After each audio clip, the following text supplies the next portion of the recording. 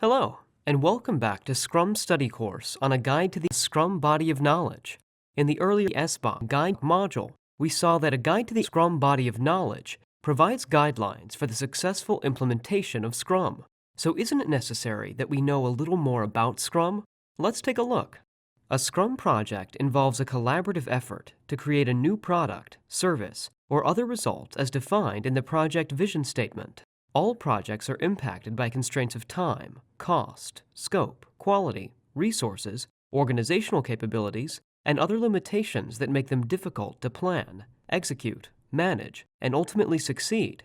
However, successful implementation of the results of a finished project provides significant business benefits to an organization.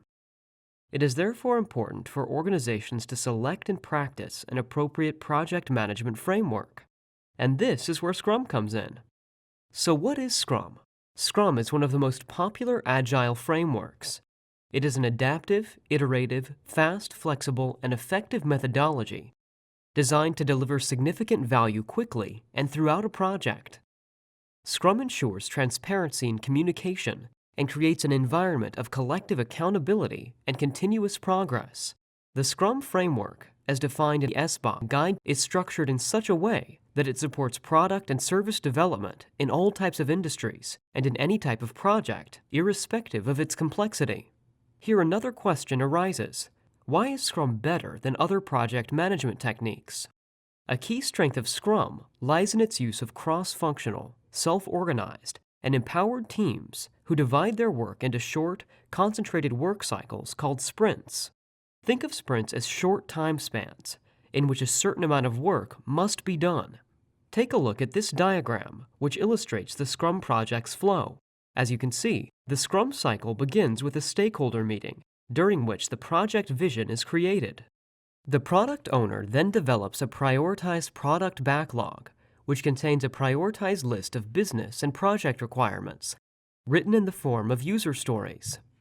Each sprint begins with a sprint planning meeting, during which high-priority user stories are considered for inclusion in the sprint. A sprint generally lasts between 1 and 6 weeks and involves the Scrum team working to create potentially shippable deliverables or product increments. During the sprint, short, highly focused daily stand-up meetings are conducted where team members discuss daily progress. Toward the end of the sprint, a sprint review meeting is held, during which the product owner and relevant stakeholders are provided a demonstration of the deliverables. The product owner accepts the deliverables only if they meet the predefined acceptance criteria. The sprint cycle ends with a retrospect sprint meeting where the team discusses ways to improve processes and performance as they move forward into the subsequent sprint. I hope you enjoyed this quick overview and learning about the project's flow in Scrum, and I'll see you in the next module where we will briefly discuss the history of Scrum. And thank you for learning with us.